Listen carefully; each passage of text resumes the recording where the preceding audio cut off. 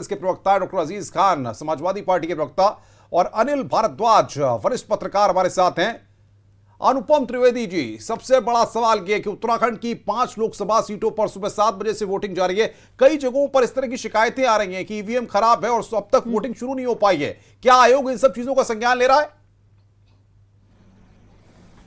देखिए अजय, इसमें इनफैक्ट थोड़ी बहुत शिकायतें लगातार से आ रही हैं कुछ कुछ इलाकों से कि यहाँ पर इस तरीके की दिक्कतें आ रही हैं। लेकिन देखिए, जो देहरादून या ऐसे प्लेन के जो एरिया हैं, जो एक्सेसिबल एरिया हैं, वहाँ पर शिकायत आती है तो एकदम रेक्टिफाई हो जाती है।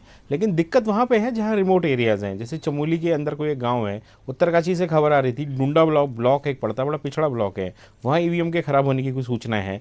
तो वहाँ रेक्टिफाई करने में ज़रूर कुछ समय लगता है और वहाँ लोगों को तो दिक्कत फ़िलहाल झेलनी पड़ती है। लेकिन प्लेन्स में जहाँ तक मैं बताऊँ कि ये जितना मैदानी क्षेत्र है, यहाँ पर अगर दिक्कत होती है तो एकदम रेक्टिफाई करने की कोशिश तो ईसीआई की टीम करती है यहाँ पे। बिल्कुल, लेकिन अनुपम जी, अगर हम बात करें उत्तराखंड के सियासी दंगल की, तो 5 लोकसभा सीटों पर जो अब तक 9 बजे तक की जो फिगर्स हमारे पास आई हैं, चमोली में मतदान काफी कम हुआ है। क्या इसके पीछे वहां की भौगोलिक परिस्थितियों को माना जाए या फिर वहां पर मतदान केंद्र काफी दूरी पर बनाए गए हैं? क्या दिक्कतें वहां से आ रही हैं? नहीं अनुपम, जो इनिशियल रिपोर्ट्स आ रही थी उसके हिसाब से तो यही पता चला कि वहाँ मौसम की दिक्कत है। वहाँ इनफैक्ट सुबह से कोहरा भी छाया हुआ है, कुछ इलाकों में ठंड है, तो वहाँ पर एक पैटर्न दिखता है। नैनीताल से भी इस तरीके की रिपोर्ट है कि वहाँ भी पोलिंग बहुत स्लो है। लेकिन जो इधर के इलाके हैं, जो देहरादून, हल्द्वानी, रुद्रपुर, ये सब इलाके हैं, वहाँ पर क्योंकि अब गर्मियों के दिन चलने लगे हैं तो सुबह एकदम से पोलिंग बहुत तेज़ी के साथ हुई और ये ट्रेंड अभी भी दिख रहा है। मुझे लगता है कि थोड़ा थोड़ा अभी स्लो होगा, फिर आफ्टरनून में गति पकड़ेगी। इस तरीके का कुछ ट्रेंड रहना चाहिए। जी अनुपम। ठीक है। मनीष शुक्ला जी से बात करेंगे। मनीष शुक्ला जी, ये बताइए कि आज लोग बढ़ चढ़कर मतदान कर रहे हैं। क्या लगता है आपको, क्या लगता है आपकी पार्टी को कि आज कौन से वो मुद्दे होंगे जिसे जहन में रखकर उत्तराखंड और उत्तर प्रदेश की जनता वोट कास्ट कर रही है? देखिए, निश्चित रूप से भारतीय जनता पार्टी की सरकार रही है और अपने रिपोर्ट कार्ड के आधार पर हम मतदाताओं के बीच गए हैं और जिस तरीके से गांव गरीब किसान के लिए नरेंद्र मोदी जी की सरकार ने काम किया है और उत्तराखंड और उत्तर प्रदेश की जो प्रदेश सरकारों ने काम किया, उसके आधार पर भारतीय जनता पार्टी के पक्ष में मतदान होगा, ये विश्वास है। जो रुझान भी हमको अपने उत्तर प्रदेश नहीं, मैं रुझानों की बात मनीष शुक्ला, अभी रुझानों की बात अभी हम नहीं करेंगे। अभी वोट लोग डाल रहे हैं, मैं वो अभी रुझानों की कोई बात हम नहीं करेंगे। मैं आऊंगा आपके पास मनीष शुक्ला एक नए सवाल के साथ। सिर्फ मेरा सवाल यह है, संजीव बालियान जो आरोप लगा रहे हैं मुजफ्फरनगर में, प्रशासनिक अमले पर आरोप लगा रहे हैं, मतदान की व्यवस्था पर आरोप लगा रहे हैं, वो कह रहे हैं बुरके में महिलाएं आ रही हैं और उनकी पहचान नहीं की जा रही है और उनको वोट डालने दिया जा रहा है। क्या स्टेटमेंट है आपका इस पर? बिल्कुल, देखिए, बहुत सही बात उन्होंने कही है। वोटर आईडी कार्ड और आईडी कार्ड्स के का तो महत्व ही खत्म हो जाता है अगर बिना चेहरा देखे और चेहरे का आईडी से बिना मिलान किए अगर वोट होता है तो चुनाव आयोग को इसको संज्ञान में लेना चाहिए। संजीव बलियान जी ने जिस बूथ की बात की है, जिस पोलिंग स्टेशन की बात की है, उसके साथ साथ जहां जहां भी पोलिंग हो रही है वहां महिला कर्मचारियों की ड्यूटी होनी चाहिए और सस्पेक्टेड होने पर निश्चित रूप से चेहरे और आईडी का मिलान अनिवार्य है, उसका पालन होना चाहिए। नहीं तो इस तरह से अगर बोगस पोलिंग होगी, फर्जी पोलिंग होगी, तो इस महापर्व का अपमान। अमित गुरु, क्या ऐसे ही फीडबैक आपको भी आ रहा है मुजफ्फरनगर से या बाकी कहीं जगह से? अमित गुरु, कांग्रेस को भी ऐसा ही फीडबैक मिल रहा है क्या? जी देखिए, अभी संजीव बालियान का जो अभी आप बयान दिखा रहे थे, देखिए निश्चित तौर पे चुनाव आयोग हमेशा प्रयास करता है कि निष्पक्ष मतदान हो। लेकिन संजीव बालियान का जो बयान है कि अगर चेहरा नहीं दिखाना है तो वोट डालने मत आए, उनके बयान में अभी आपने सुना होगा। तो इस तरह की चीजें भारतीय जनता पार्टी हमेशा बूथ तक पहुंचने तक जातिगत और धार्मिक जो ध्रुवीकरण है वो करने का हमेशा प्रयास करती रहती है। आज दिन है सबको मोटिवेट करने का कि वो बूथ तक जाए, मतदान करें, भारी संख्या में मतदान करें। फर्जी पोलिंग करने नहीं करने की जहां तक आप बात कर रहे हैं, धार्मिक देश तो है निर्वाचन नहीं। आयोग ने अच्छी व्यवस्था कर रखी है। धार्मिक देश नहीं है हिंदुस्तान। देखिए, फिर मुझे अपनी बात राय रखने दीजिए, आप फिर से बात कर लीजिएगा।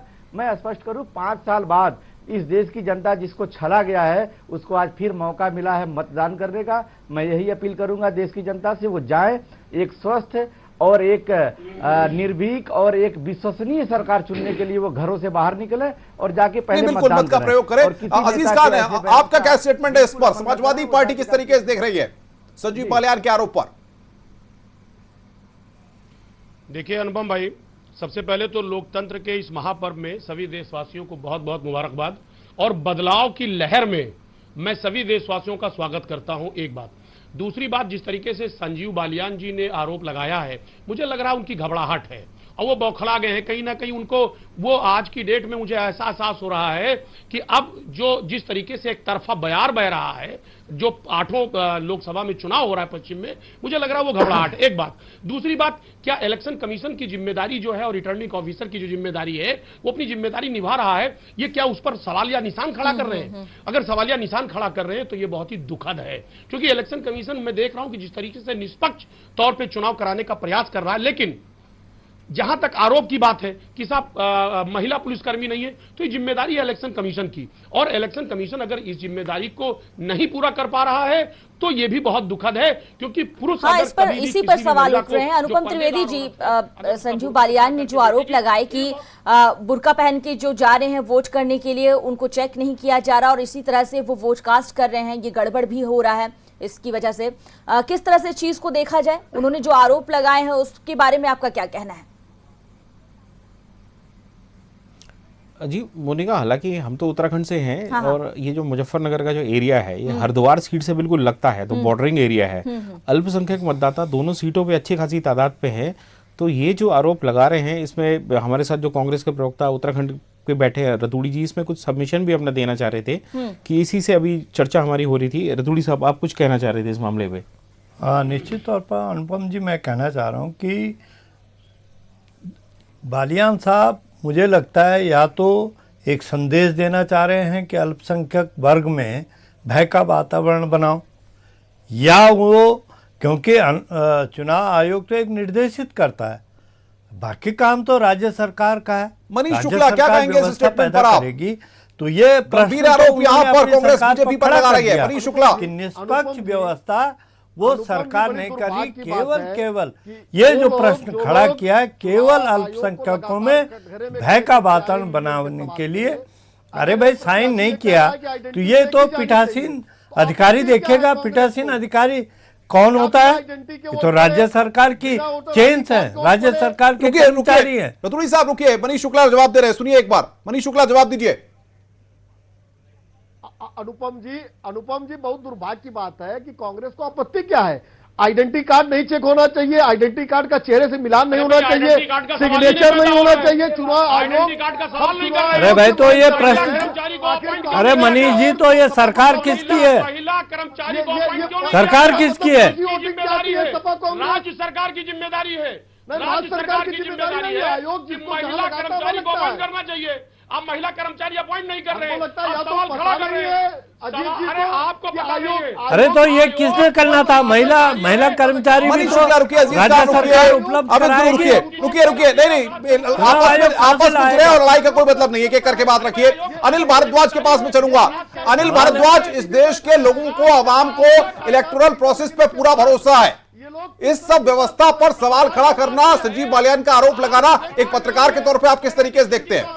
अनिल भारद्वाज रुकिए, मनीष शुक्ला रुकिए, अजीज खान नहीं, गलत बात है, गलत बात है, रुकिए, ऑडियो डाउन कर दीजिए। अनिल भारद्वाज बोलिए आप। जी सवाल पूछिए, इनको चिल्लाहट सुनाई नहीं दिया। अनिल भारद्वाज जी, संजीव बालियान जो आरोप लगा रहे हैं, हमें अपने इलेक्टोरल सिस्टम पर पूरा भरोसा है, ऐसे में इस तरह के आरोप, इस तरह की बात कहना कि मुस्लिम महिलाओं के वहां पर बुर्के में आने के बाद उनकी पहचान नहीं की जा रही है, वहां पर साइन नहीं कराए जा रहे, क्या ये आरोप सही लगते हैं आपको? क्या जो फीडबैक ग्राउंड से है उसमें आपको ये आरोप सही साबित लगते हैं? नहीं, इस प्रकार के आरोप बहुत सही नहीं है। अगर उनको घबराहट कुछ होगी किसी बात को लेकर के तो वो ऐसा कर रहे होंगे, वरना इस प्रकार देखिए अभी इस समय जो चुनाव आयोग है, आप देखिए निश्चित रूप से जो कम से कम एक बूथ पे 4-5 बैठे होते हैं जिसमें महिलाएं भी होती हैं, अगर किसी को भी शक होगा वो निश्चित रूप से देख लेगी कि वो महिला है या कौन, कोई वही महिला है या कोई और है। तो ऐसा नहीं है, ये किसी मामले में हो सकता है, वरना चुनाव आयोग की जो व्यवस्था है बहुत अच्छी व्यवस्था है। अपने हिसाब से नजरिए से आरोप लगाना राजनीतिक दलों का काम है। उनके लग रहा है मुआफिक तो ये कर रहे हैं, उनको लग रहा है तो वो कर रहे हैं, लेकिन अभी तक जो स्थिति है, जो आरोप है, वो किसी डर की वजह से लग रहा है। ये डर थोड़ी देर के बाद क्लियर होगा। ठीक है, मनीष शुक्ला जी, आप सुन रहे होंगे क्या कुछ कहा जा रहा है कि कुछ डर है जिसकी वजह से इस तरह के आरोप लगाए जा रहे हैं। बाकी पार्टियां भी यही सवाल उठा रही हैं कि जब वहां पर चुनाव आयोग की ओर से तमाम इंतजाम किए गए हैं, उसके बावजूद गड़बड़ी के आरोप क्यों लगाए जा रहे हैं? संजीव बालियान जी ने बूथ और पोलिंग स्टेशन का नाम दिया है, चेक करा लीजिए, ईटीवी के कैमरे को भेजिए, क्या वह महिला सिपाही है, महिला कर्मचारी है कि नहीं है। उन्होंने तो बूथ और पोलिंग स्टेशन का नाम बताया है मनीष से। और मुझे तो ये आश्चर्यजनक लग रहा है, मुझे तो ये आश्चर्यजनक लग रहा है कि अगर हम अपनी बात आयोग से कह रहे हैं कि नहीं, बिल्कुल मनीष शुक्ला, हम उन आरोपों की सत्यता जांचने के लिए नहीं बैठे। हम चाहते हैं आयोग की टीम इन चीजों को संज्ञान में ले। मनीष शुक्ला, नहीं, आपकी बात सही है। हम चाहते हैं अगर आरोप लगा है तो उनकी सत्यता देखी जाए।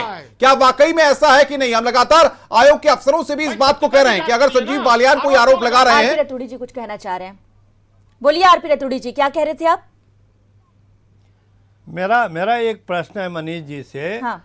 कि संजीव बालियान साहब ने केवल बुर्के पर प्रश्न खड़ा नहीं किया, उन्होंने कहा कि उन्होंने साइन नहीं किए। ये कौन देखेगा? केवल बुर्के पे, तो इसका मतलब घबराहट है कि बुर्के के साथ साथ वो कह रहे साइन नहीं किया। तो दोहरी बात, भाई या तो साइन नहीं किया या बुर्का नहीं उठा करके देखा। तो इसका मतलब स्पष्ट लग गया कि ये क्या आप अभी घबराहट में या अल्पसंख्यकों को आप डराने का एक संदेश दे रहे हैं। बिल्कुल, मैं आऊंगा इस चर्चा में और मोनिका भी लगातार हमारे साथ बनी रहेंगी। तमाम लोग आप सब बने रहिए क्योंकि उत्तर प्रदेश की 8 लोकसभा सीटें और उत्तराखंड की 5 लोकसभा सीटों पर वोटिंग जारी है। संजीव बालियान की बात करेंगे जिन्होंने गंभीर आरोप लगाया। उस आरोप पर आयोग के अफसर क्या कहते हैं उस पर भी हमारी नजर बनी हुई है। साथ ही साथ जातिगत समीकरणों की भी बात करेंगे। 8 लोकसभा सीटों पर जातिगत समीकरण कितने मायने रखते हैं और आखिर कहां पर कांटे का मुकाबला, इस पर भी हम बात